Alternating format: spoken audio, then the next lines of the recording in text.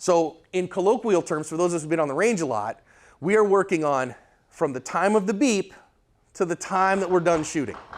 That's all we're working on here. BakerTargets.com is where I get the targets you see me shoot all the time on Active Self-Protection Extra.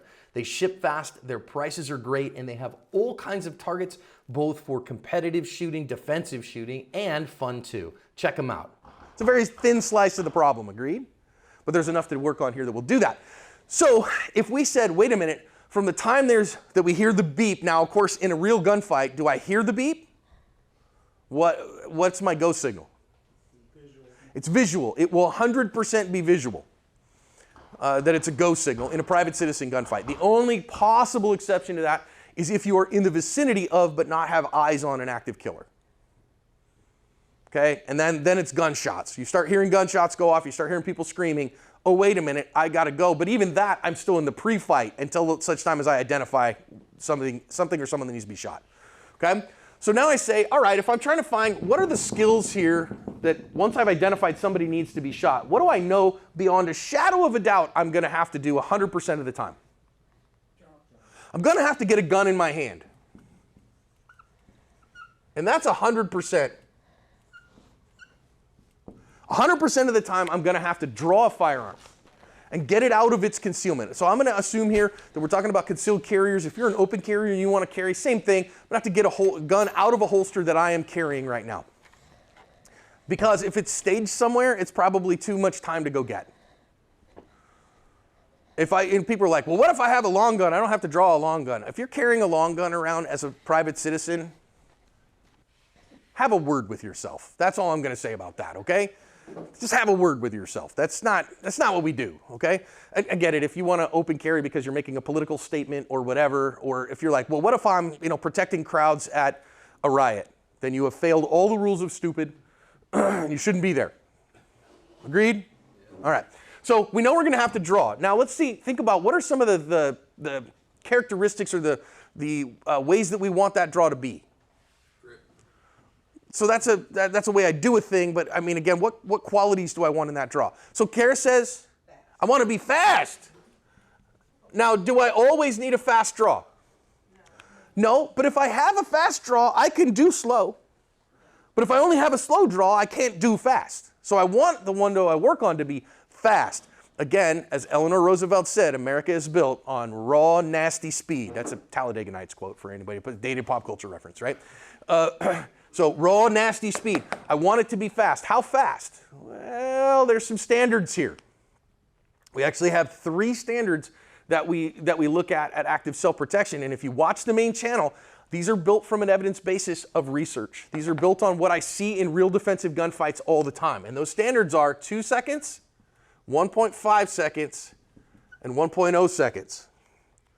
So if I have a 2-second draw on first shot, my go signal, my visual go signal, if I'm counter ambushing.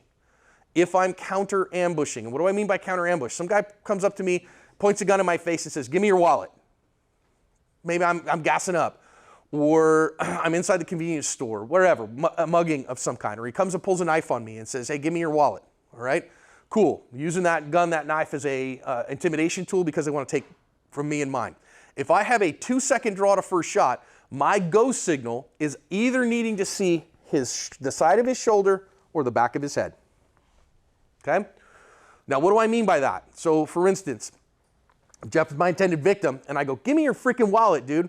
Now, what we tend to think happens is then he goes, womp, womp, womp, womp, womp, womp, womp, womp, womp, and he's just absolutely laser focused on me.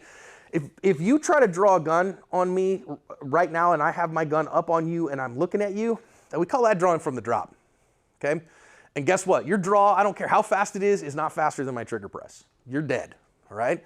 But what we see happen in real life is these guys recognize that there are other factors at play, and they're worried about getting caught. And so what they tend to do is they tend to look around and see who else is paying attention to them. And a 2-second draw is that idea that he turns like this to see what's going on here, showed me his shoulder, okay? Or he's sitting here like this and he turns around and shows me the back of his head. Didn't show his shoulder, but you see how he saw the back of your head? So what we find is that he cannot turn and show you the back of his head, see anything over there, come back, see you, recognize that you're in the process of drawing a gun, go, oh no, that guy's about to shoot me, I need to shoot him first, program the action, press the trigger in under 2 seconds. Because all that takes time.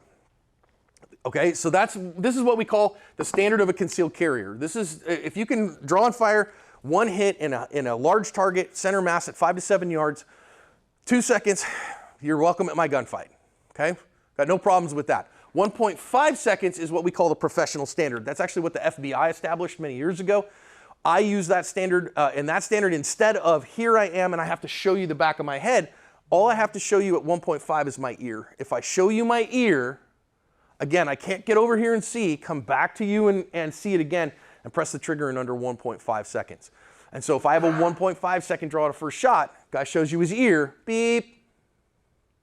Now, of course, when you hear the beep, if you go, huh, that looked like my beep, maybe I should do something about that. Now I'm wasting time. And I turned my 1.5 into a 2.5. So part of this is one of the reasons we do the main channel is for you to look and see and get a mental rep that, God forbid, that your worst day happens, then you're going, hey man, I don't want any problems. Absolutely, let me get you my wallet, no problem. Look away from me, bro, look away from me, look away from me. Shooter ready, ready, stand by. And I'm ready. Oh, there's his ear. And as soon as I see it, I go. So 1.0 is the expert standard. I'm going to tell you, for most people, 1.0 is kind of stupid human tricks. It is not all that difficult to get. It's not as difficult as a lot of people think. I do think to get it to the place where it is automatic and you know you can count on it and you don't have to think about it and it is just what you do as a matter of course, that takes a good bit of work to myelinate that process. To do that time and time and time again. You can do it, and I know a good number of people who do it. It used to be like you'd get Instagram famous if you had a 1 second draw to first shot. Now anybody can do it. Okay, 1 second draw to first shot, all he has to do is turn his nose off you and look away from you. And now he can't get back in time. Now then, if I have a 1 second draw, and I know I do, and he shows me his ear, am I okay? Sure, you bet, now I got all day. Now I can draw the gun, refine the sight picture. Yeah, he does need to be shot, bang. I got all day to think about it. That's like those of you who've been in classes a little bit. Let's just say you have a 1.3 draw in first shot, but the standard here is 2. Don't you feel super easy? You step to the line and you're like, yeah, okay, cool. 2 seconds, sure. Bang.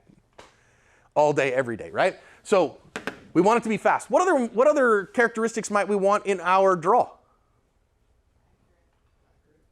So we're going to talk, what is an accurate draw? Efficient. Okay, so I want this to be efficient, or I'm going to use the word quiet. Visually quiet. The reason I want my draw to be visually quiet is that if I'm counter ambushing and the guy turns away from me, he might still have a little bit of peripheral vision of motion. That's how we're built. We're built to see motion in our periphery. That's a prey response, right? That's, something's trying to eat me!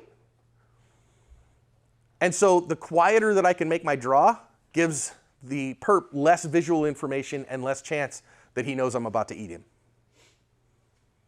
So quiet would be a good one. What other characteristics might I be interested in?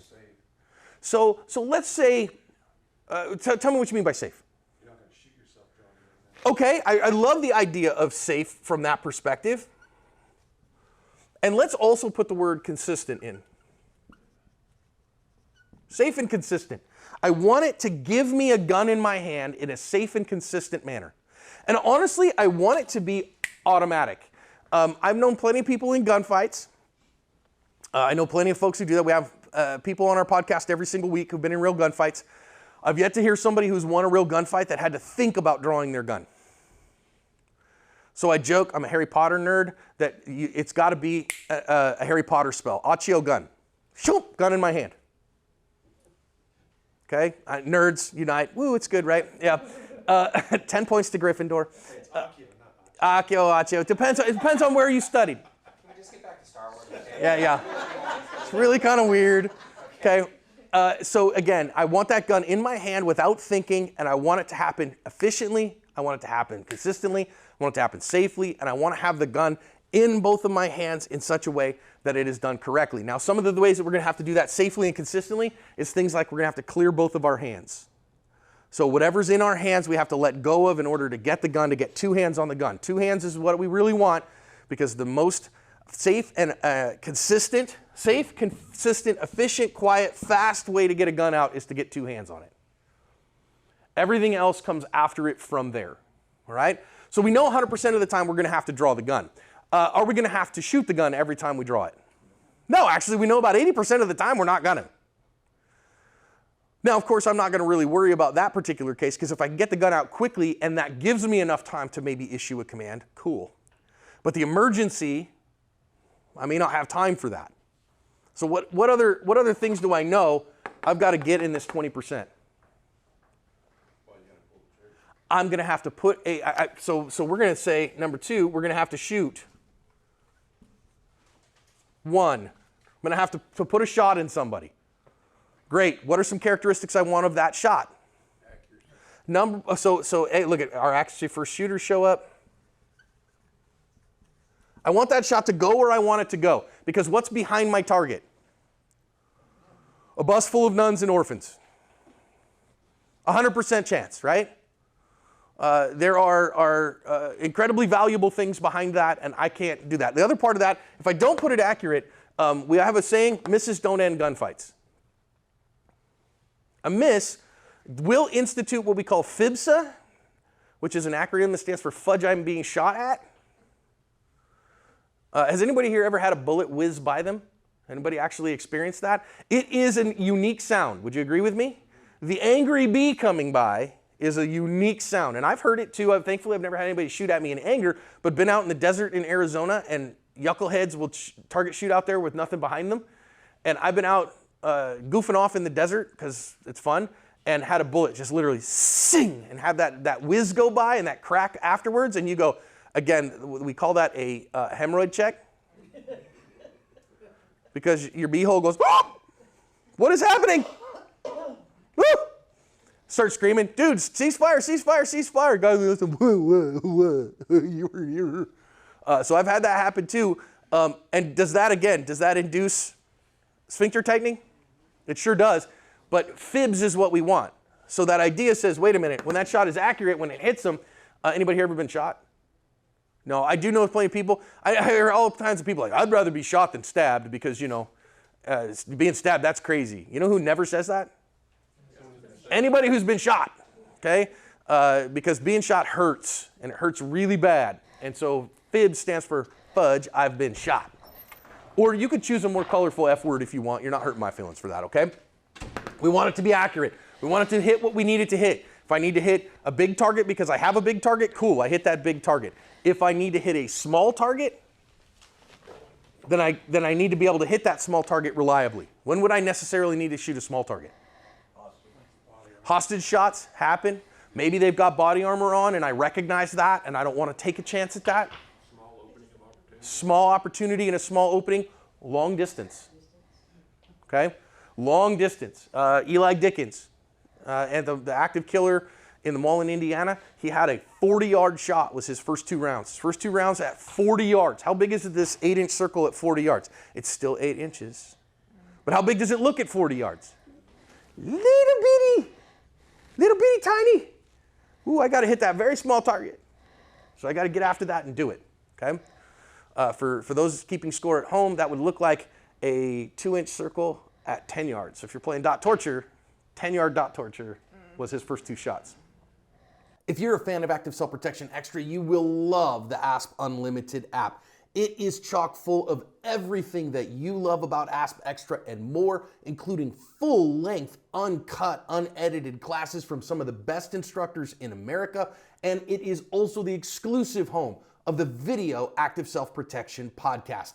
Hit the link in the description or download it from your favorite app store today and check it out on iOS, Android, Apple TV, Roku, Amazon Fire, or Android TV today.